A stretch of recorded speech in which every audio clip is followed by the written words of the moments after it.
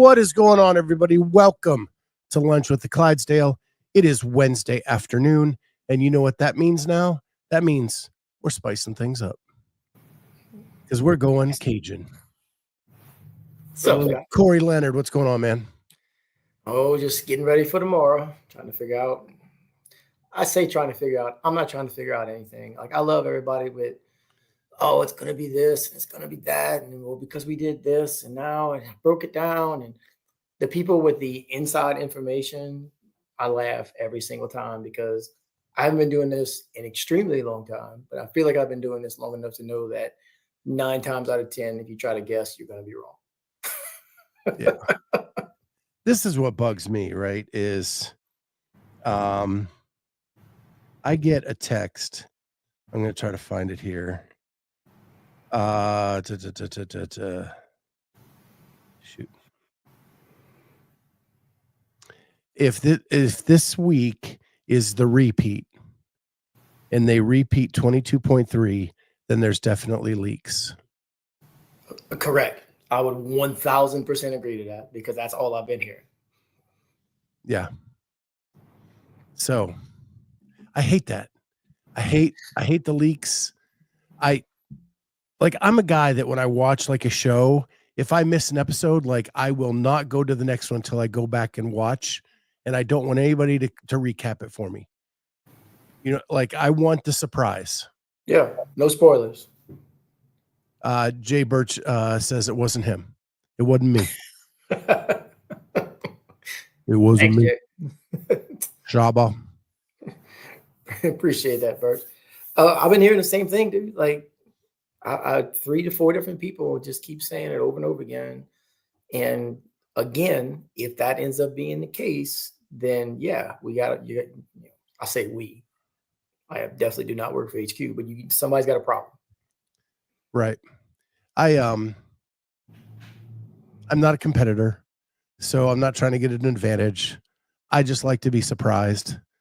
So I get why a competitor that's like fighting for that bubble spot, any advantage is a good advantage. And if someone else gets an advantage and you don't, how awful that is. Like I get all of that. I just want it to be a secret, to be fun. That's what 100%. The open was about, was fun. The announcement, the newness, the surprise, crazy. Say hi to Jay Birch, Holly, and Jody, who are in the chat already. Good to have you all with us. Jody, it's so fun. She sent me her updates on her 25.1 throughout the weekend, and when she was going to do it in her, I think she calls it her bunker. Oh, in the basement. A fitness bunker. I like it. And she did awesome. So it was good to hear from her. We got Craig jumping in now saying hi. What the best part about today is with Cory is we don't have any rundown. Like when I would do it with Jamie and Carolyn, like we have a rundown. We know what we're going to talk about. We do some research. When I'm on with Cory, it's just shoot the shit Wednesday. Off the cuff. Right. So we're going to be all over the place. I'm actually you see me in like all Bear stuff, right? I see that. Right. We signed Joe Tooney. We're traded for Joe Tooney today. One of the best guards in football. And our offensive line sucked. And now we've traded for 2 guards in the last 2 days. And free agency hasn't even started yet. And I am now completely optimistic we're going to Super Bowl next year. From last place to Super Bowl.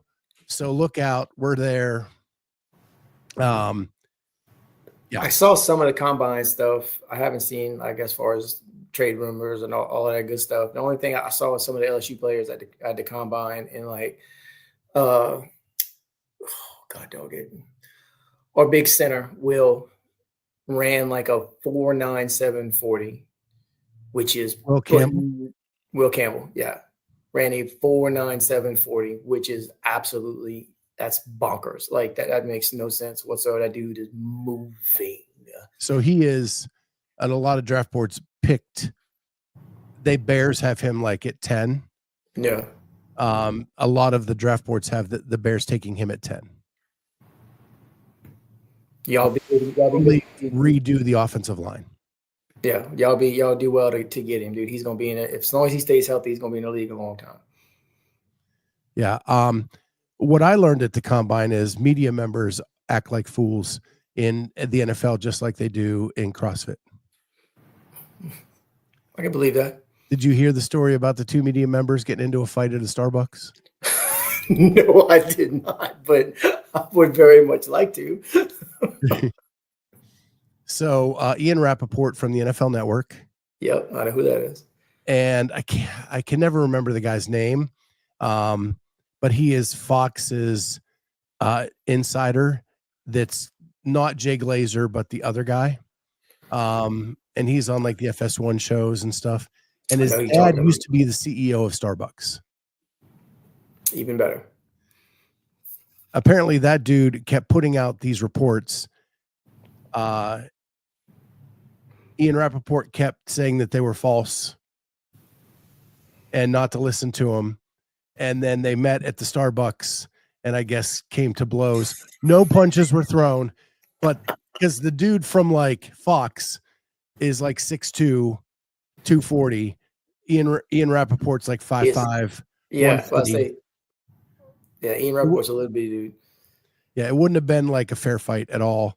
But they were yelling and screaming at each other in the Starbucks, and it became the talk of the thing. And like, I never try to air like that dirty laundry, but that shit like that happens at CrossFit stuff all the time. Oh, I would imagine so. I mean, I lost with some frustrations at the Syndicate Crown last year, where they had ground rules. They gave us the ground rules. I follow the ground rules, and then one of their security people told me I wasn't allowed where I was at, even though the rule said it. Right. And I'm like, finally, I'm just like, go talk to X. He's the head of, right? Yeah. And then X comes to me and says, hey, we made some changes. We need better flow in this one area. So you're allowed here, here, and here. And I'm like, cool. All good with it.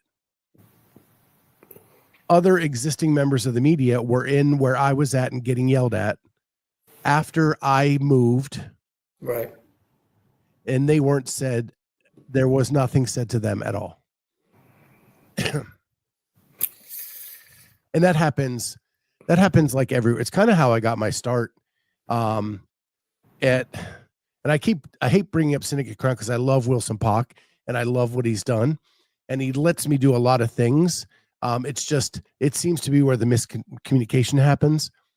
A couple years ago, Kat and I were in the media room. We were asked to leave said media room because they ran out of space. Now, we were the only people asked to leave it. Why is it just us? Yeah. And then they set us up in the judging area, which was, we couldn't do anything. Because I would imagine that's probably chaos. Judges were literally climbing on our table with our laptops to see their judges' heat schedule, which they need to see. But my laptop is a lot of money. So I end up going around the corner, setting up my own table right off the floor and just interviewing people as they come off the floor. And that's how I kind of like invented that thing that I was getting out on Instagram. Yeah. And then the same thing happened to me at Granite Games where I got kicked out of the media room. Then I just set up shop right outside the athlete warm-up area and just started interviewing people as they came. Well, you're the nicest. Everybody interviews the athletes after they come off the floor or going to the warm-up area or whatever. And that's why I'm kind of changing focus now, because now everybody's doing that. I want to pivot and do something different. Well, to be fair, that's probably the best time to try to get somebody when they're in transition, right? You're either thinking about going to warm up, how you're going to attack something, as an athlete. Yeah. Or always after the event, going back to the warm up area, like for cool down. Yeah. That's when I would catch them. Or just coming off the floor, like it's fresh in your mind. Hey, what just happened? 100%. Right. So yeah, I can understand why everybody else wants to jump on that bandwagon. I don't understand why they seem to target that guy. Looks really polite. We should probably kick him out of here. Like, you're one of the nicest guys I've met. You know what I'm saying? Like that makes no sense to me. Well, I will tell you, the other people are with much more established companies that everybody knows their name.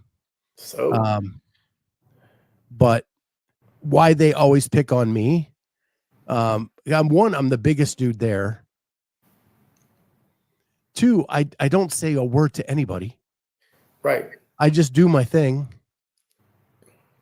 You're not trying to spread out and take over 400 feet of space. Like I just need somewhere to put my laptop.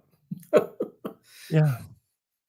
Well, my laptop was like in the media area this last year. And all I was doing was like catching them coming off the floor and then walking with them to the lounge where then I would sit down with them and have the discussion, which was the protocol. And yeah, it was, and I just would keep doing laps around all day long. But getting your steps in. Yeah, because really, like Jamie and I last year were the only ones doing every heat. Right. Because sometimes the story comes out of the first heat. I would, 100% agree to that. For damn sure. I would tell you what, Josh Bridges would definitely tell you the story comes out of the first heat a whole lot of times. How many times Matt Fraser ended up trying to catch him? I'm sitting there chasing the guy in the first heat before. That guy was Josh Bridges. Yeah. Yeah. Yeah. That year, a lot of the storylines were coming. Like the event winners came from the first and second heats. A lot that year. So that was the Grand Games that Ariel Owen got her tickets to the games. Was that one? This was Syndicate Crown. Or Syndicate. Okay, yeah. Yeah. It was the year they did the sword. Is that when Hopper won? No. After that, this was the year they did the 10 legless with the sprint out and sprint back. And I think like everything had like a little bit of a repeat in that year. But yeah. It was all like old regionals and whatnot workouts, if I remember. Yeah. Jay Birch, this seat's taken, Forrest Gump. Seat's taken. Can't sit here.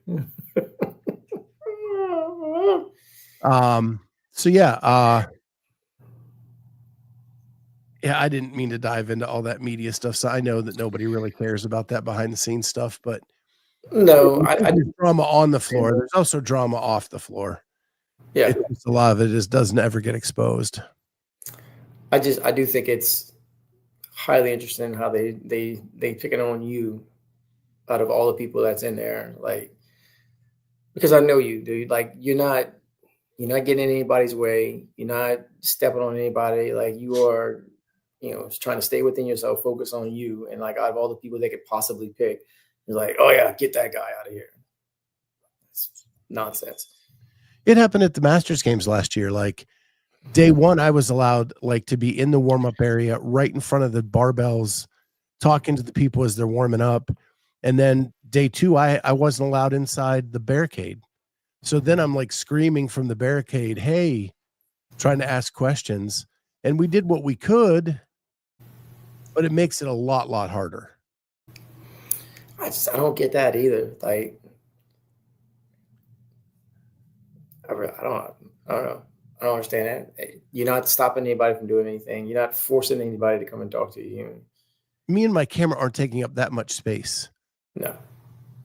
You're holding the camera, for Christ's sake.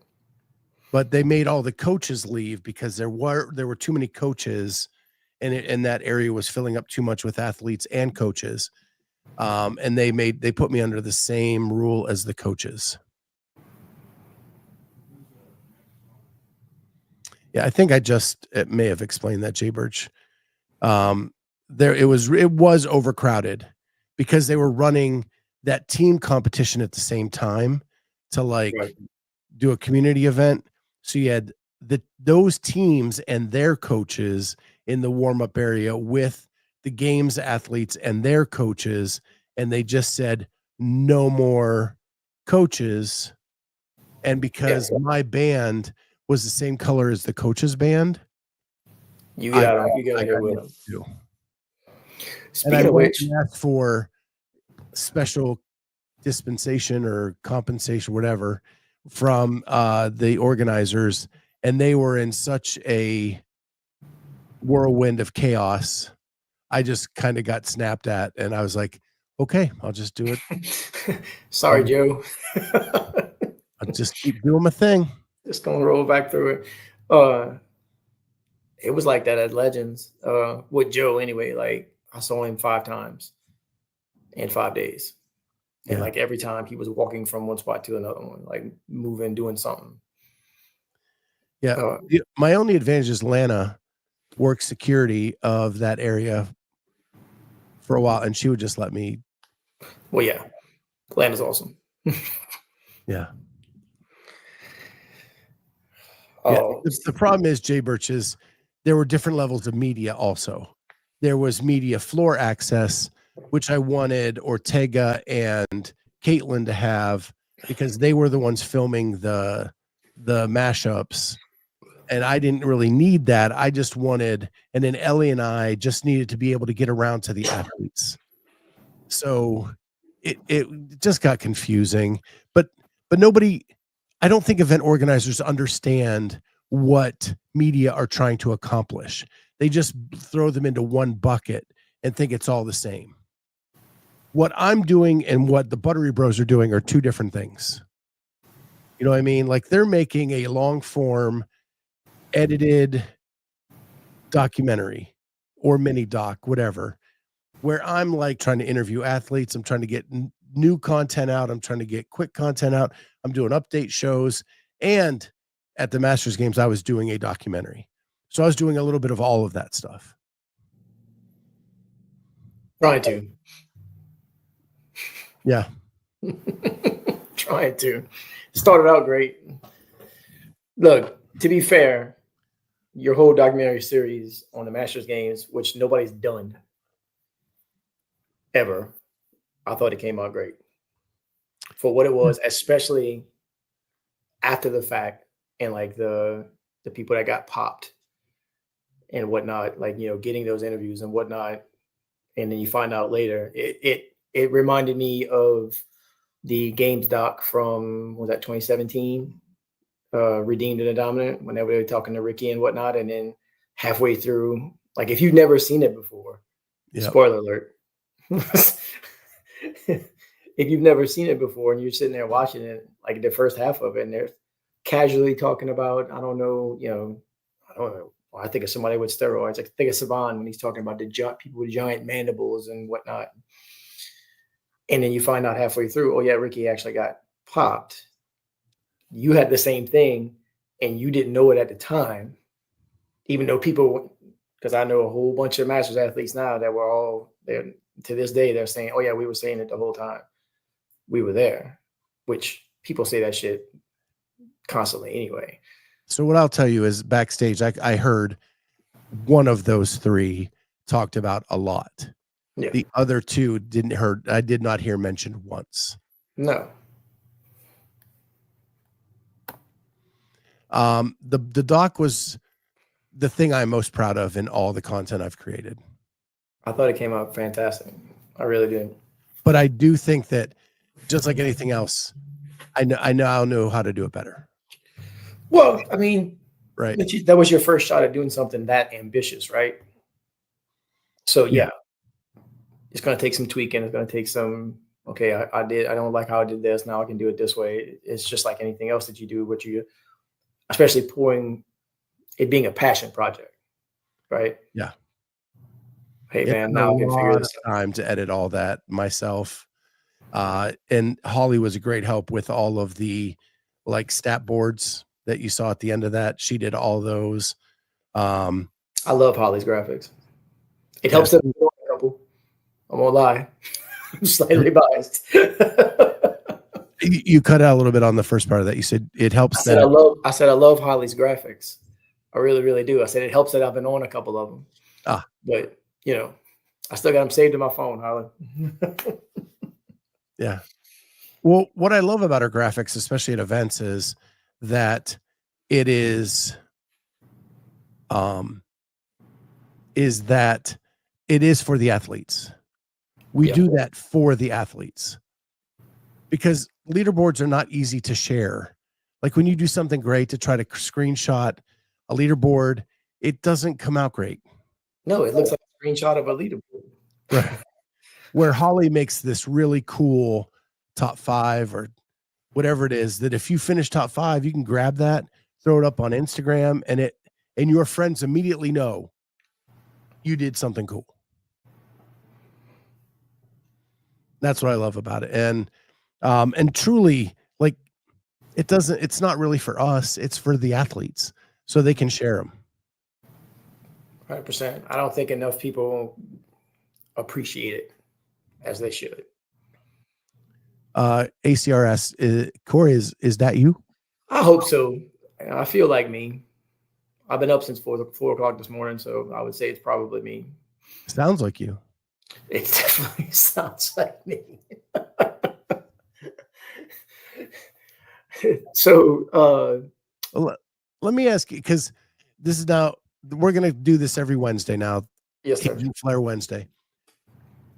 You always live in Louisiana? Yep. Whole life. Born and raised. Born and raised. About an hour from where I live, from where I'm sitting right now. And you have a wife? Yep. You have kids? I do. How many you got? 2 daughters and a stepson.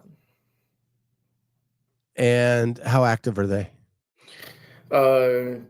Stepson is fixing to, like active, like as in, so my 2 daughters just as soon be me, just females.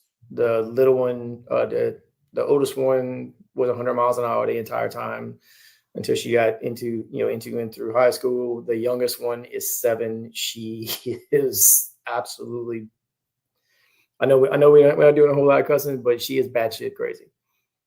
I realize most 7-year-olds are insane, but like she is wild. She had a bad dream last night, and Jennifer got up with her and went lay down. They slept on the couch, and when she woke up this morning, she told Jim, said, "We're not gonna talk about how much you move in your sleep." Like, bro, I don't. Yeah, sounds like a Cory kid. She's in tumbling right now, and if you try to say how was gymnastics, you will get corrected by a 7-year-old, which is a whole lot of fun. FYI, it's not gymnastics, Dad. It's tumbling. She's not happy about it, but she's trying. So you've got a little bit of spread in your kids.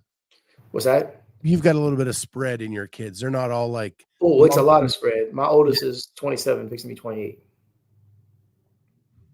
Yeah. So like my daughter, who is 24, will be 24 this year. Yeah, that's a whole different realm than 7. Not even close. Not even close. And then the 18-year-old, 6 and start LSU next year. I was ready to murder at 4 o'clock this morning because he decided to get up after me and Jennifer went to bed and eat some ice cream, which I don't care about. That's fine. But I got up and the bowl was still sitting in the sink this morning. And I'm like, bro, just pick it up. So you got to wash it and then put it in the drying board. That's it. The only reason I'm saying that is because I've told him that about 400 times. And so I decided this morning when it was in there that the next time I get up and there's something in there that doesn't belong in there, I'm just going to go put it in his room. ACR says, sounded like you said spread in his cheeks. This is a family show. I'm sorry. That's usually for our Clydesdale After Dark. That's Dex's show.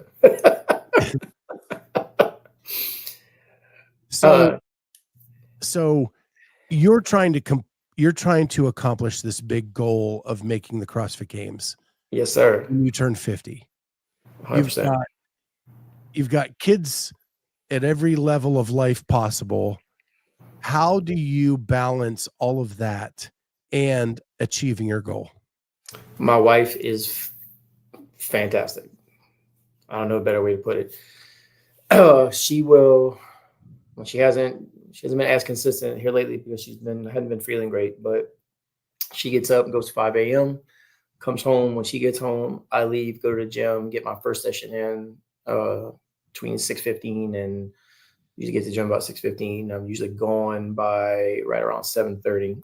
Thankfully, CrossFit Virtus has a shower, so I can shower over there, get over here, work all day, and then I'll go hit my second session in the afternoon, or jump into 5:30 class, depending on what time I leave out of here, or just do my whatever other EMOM code programming I got, and then I get home and I just make sure that when I'm home, I am as present as I possibly can be,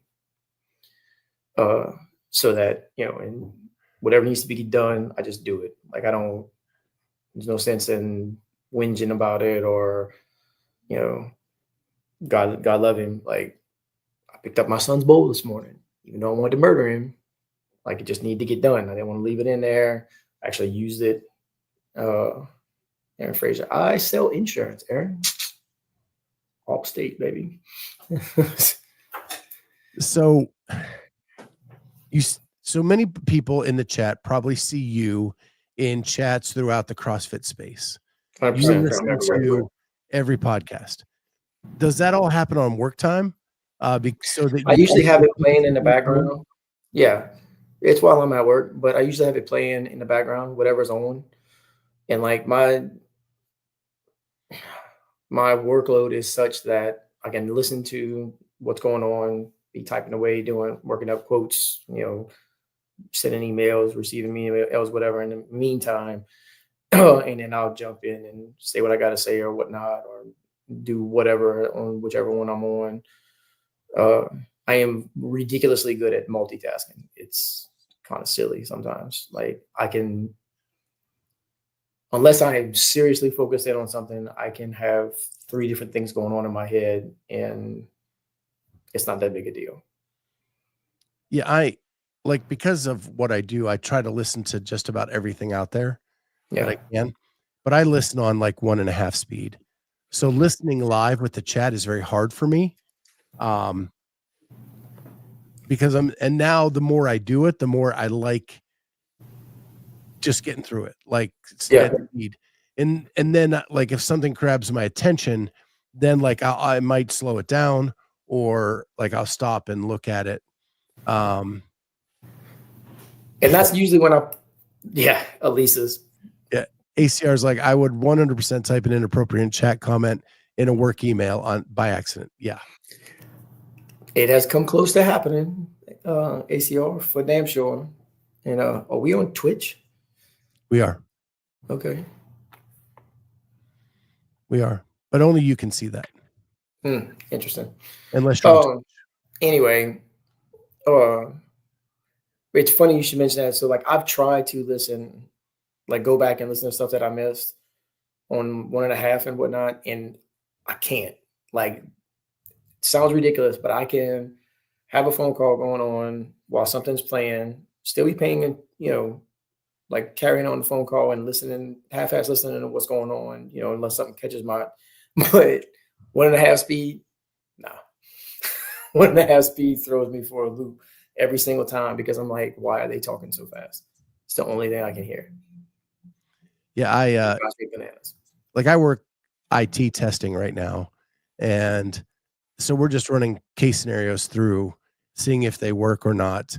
And to me, having that on 1.5 speed, like I don't really have to totally focus on the test. I can focus. Right. And yeah, that's how. So you don't see me type in the chat a ton but I'm listening. Yeah. Or like if a podcast starts and I'm 15 minutes late to the game, like then I will hit it at 1.5 speed until I catch up to live. And then I might put a couple chats in or whatever. But I hate when I accidentally put a chat in thinking I'm at like where everybody else is, and it's not, and people have no idea. Something from 20 minutes earlier. I've done that before. Yeah. So you're working with Brandon Luckett. Yes, sir. And do you do exclusively that programming? That is or it. do you supplement it with anything else? Nope. The only time I do stuff that's outside of our programming is when so I'm also a coach. I coach this morning. I coach pretty much every Wednesday morning. I open. I got a couple random closing days every now and again. And I usually get at least one Saturday a week, which is a month rather, which is my favorite coach, one of my favorite classes to coach. So I do try to also hop into class at least once or twice a week, depending on what the programming looks like, because it's not that I'm scared I'm going to mess up what we do with Imam Company, but I don't, it's going to sound terrible, but I can cherry pick. So like last week we had, on Monday, we had some relatively heavy deadlifts. Was it last week on Monday? I think so. And then the workout was running. Was it running? I don't know. Something with ring muscle ups. I don't remember what the other part of it was. Yeah, I'm sorry. So it was a play on the open workout that was the 60 calories, 50 toes to bar, but instead of 60 calories, it was a 600-meter run, and we had the 50 toes to bar, and it was 40 handstand push-ups, and then 30 cleans, and then max ring muscle ups in remaining time. So I was like, I'm going to do that. So that's the only time I'm doing stuff that's not or programming, is if I jump into class. And like I said, I ain't glad nobody. I 100% cherry pick it and go and pick out which one I want to do. Well, you call it cherry pick, but you're training so hard with the Imam Company. Isn't it okay to do some stuff for fun? Oh, 100%. I mean, that's the whole reason why I go and do that, is because I love everybody at our gym. Like, we have one of the best communities, I think, anyway, around. And it doesn't matter which class I drop into. Like, I know somebody, probably more multiple people in there, and they give me shit every single time. Like, oh, you gonna come and join us today? Like, yeah, sure am. Handstand push-ups and ring muscle ups. I'm here. Let's go.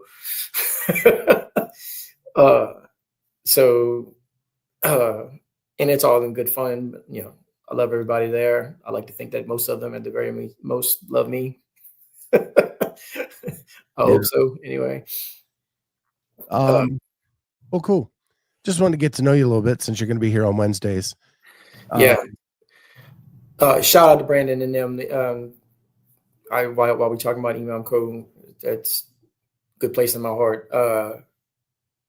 That community as well is one of the most supportive, hardworking group of absolute savages I've ever been around. It is insane how fit those people are and how much they will, or not they do, just prop each other up every single day. It's fantastic, dude. Like, good people.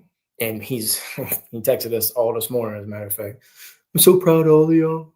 He said, you guys are so fit. Like, seriously, I really do love y'all. Y'all awesome. He's a good dude, man. Really. I mean, you've had him on here. Yeah. And so yesterday I actually talked about, I tried to go through the leaderboard and who was in and who was out, like the final take of it all. Then Spin put out this graphic last night that showed who was in and who's out. And I missed a couple.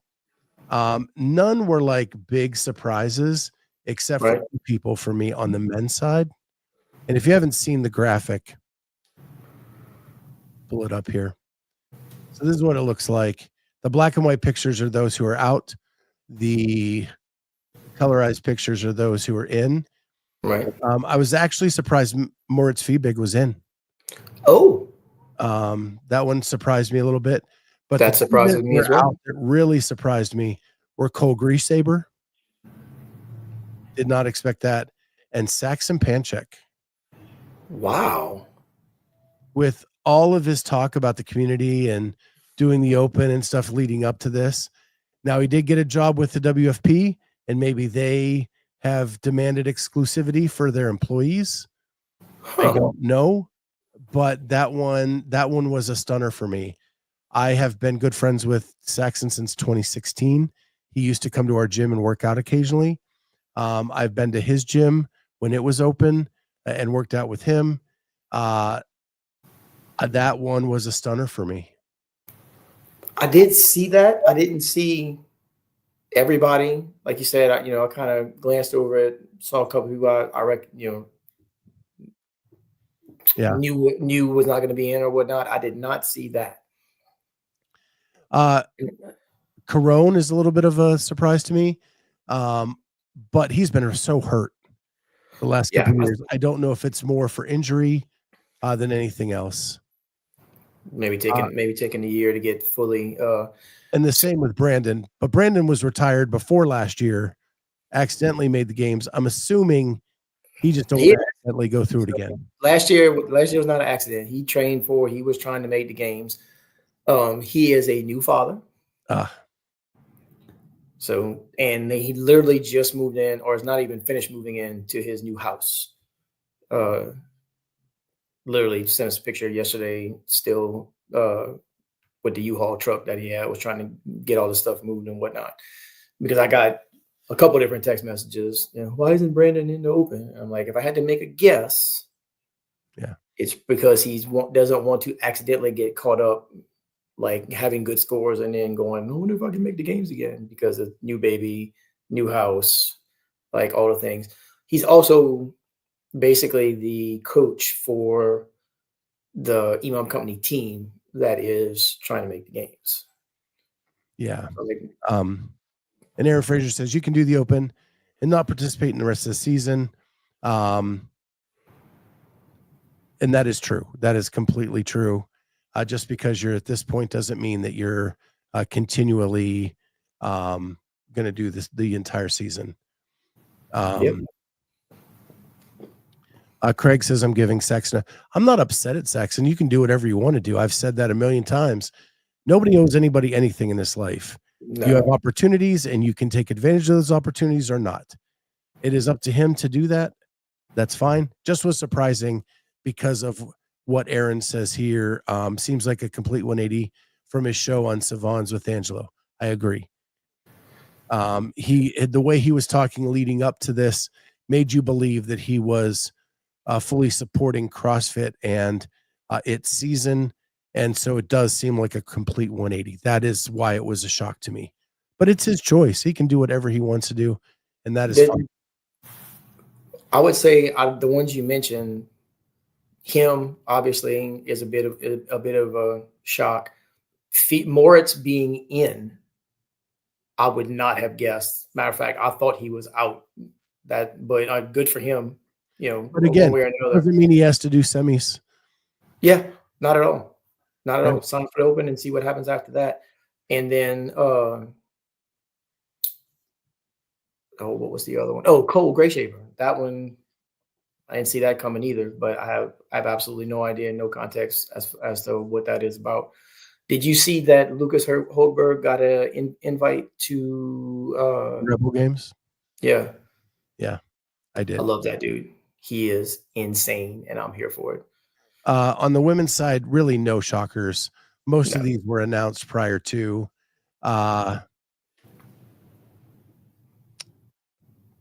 So nothing that caught me off guard at this point. Yeah. But I thought this was a neat graphic that Spin put together. So you can go to his IG and check it out if you want to look at it more closely. Sometimes you can't see the names on the chest, so you have to know what the who the person is by their face, or figure it out. So anyway. I did. So Savant put it the part 1 up for a little while yesterday of the behind the scenes, and I actually got to see it. And yeah, you were right. Like, it was cool. It was cool. And then, yep, there's that guy. And that part kind of hit. That I imagine he said he's going to eventually explain why, what's the deal with not making that one public again, probably ever. Aaron's asking if I've reached out to Saxon. I have. I would love his perspective as well. Yeah. And like you said, just curious. I will say, and I don't mean this, and he's probably got a lot going on. I actually have his phone number. It's not a DM. Like I was texting him. Yeah. I did not get responded to. So I don't, apparently he's not in the mood to talk. Every other time I've asked him to come on the show, he's come on like within a day or two of me asking. Right. So I don't know. It's just a weird situation for me. And again, he can do whatever he wants to do. I'm not here to judge. So No, like, just curious. That's it. yeah. And I am this afternoon going to put in a request for media credentials for the first tour event for World Fitness Project, since it is just 2 hours away from my house. And I can drive over there and see what it looks like in person. Yeah. I'm curious, dude. Like, I want to see, like you said, what it's going to look like. Well, how's the flow going to work? How's the events are going to look like? It's weird to me. I forget, they were talking about it on the spin or whoever it was, that they announced all their movements already. And the first event's not till what, May? Aaron Fraser says ghosting is so annoying. I'm not even calling this ghosting. This is, I'm a media member. He is an athlete. Yeah. It happens. It happens all the time when I'm requesting stuff from people. You don't get no's, you just get nothing. Right. So yeah, you can't take it personally, or you'll just be depressed the whole time you're requesting any kind of activity from an athlete. Yeah, I think if you take it personally, that's a you problem at that point.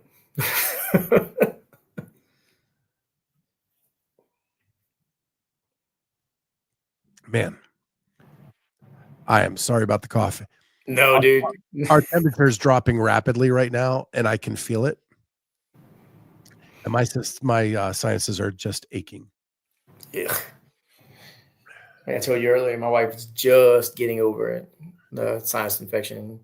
Like, she, at one point last week, she legitimately was concerned because she couldn't figure out what was happening. And then finally got some antibiotics. Monday, and it started feeling better yesterday. Yeah. God bless her.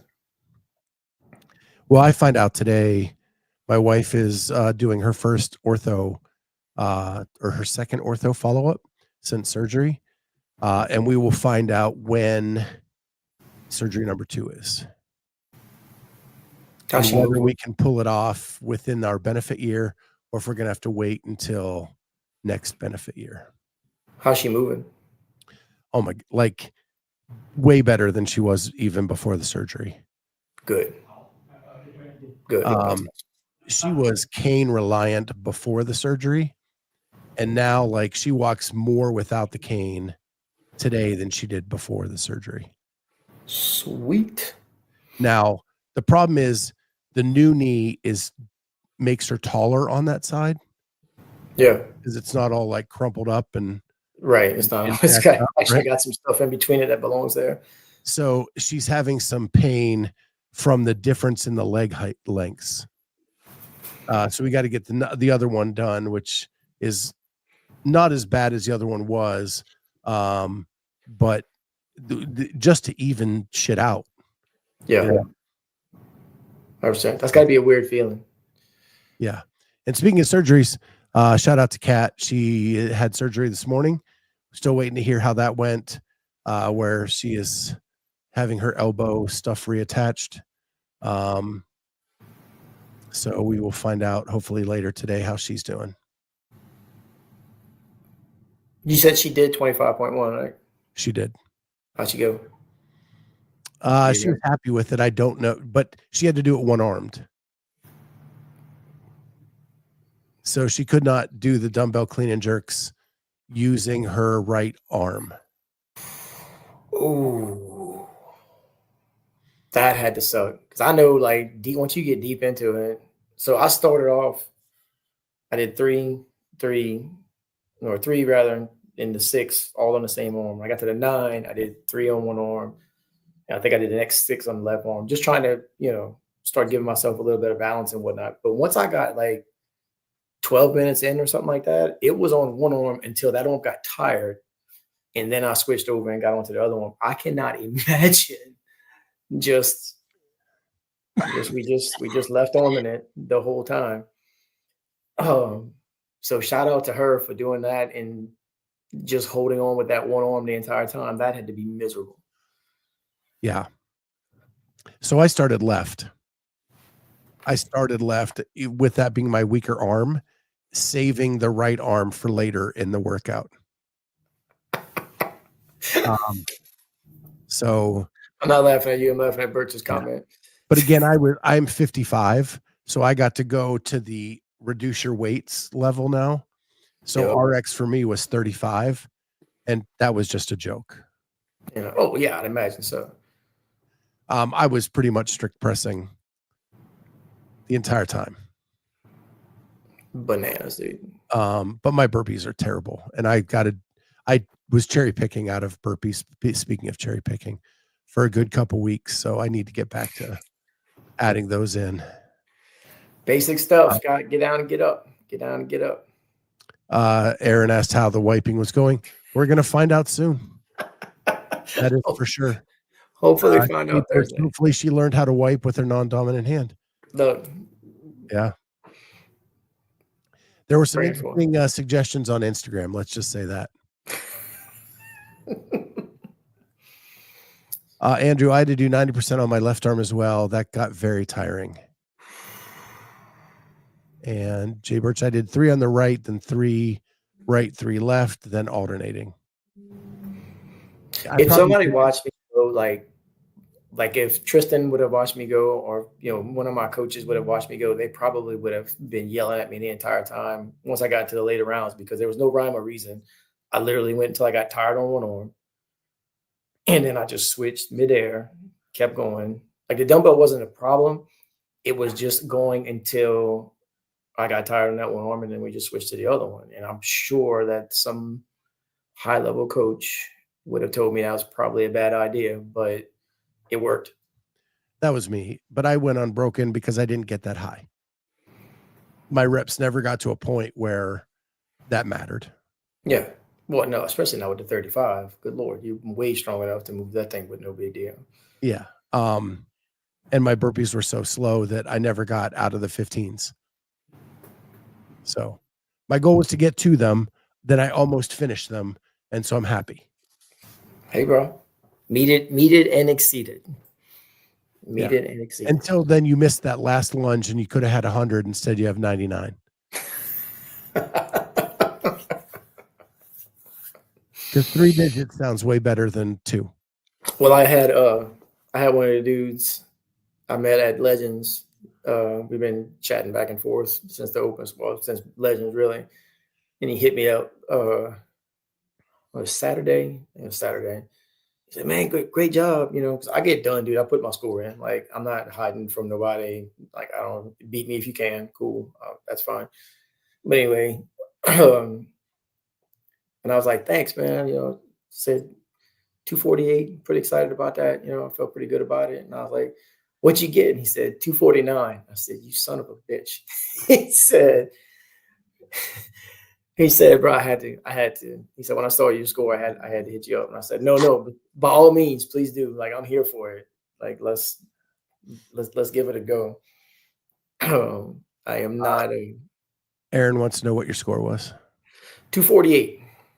That was 16 burpees in the round of 27. Craig says, "Kat's not going to attract many men with conversations on wiping." You will be surprised. She got some offers to assist. I guarantee you, she probably got way more attention. It is a weird and wacky world out there. Yeah, she probably actually got more attention than she wanted to with a conversation about wiping. Yeah, I was shocked.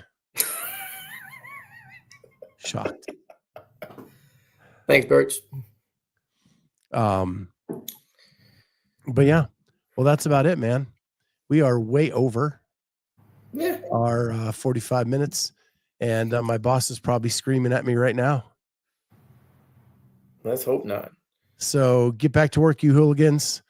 Lunch with the Clydesdale is over, and we'll see you tomorrow. Clydesdale Roundtable tomorrow. See you there. Bye, guys.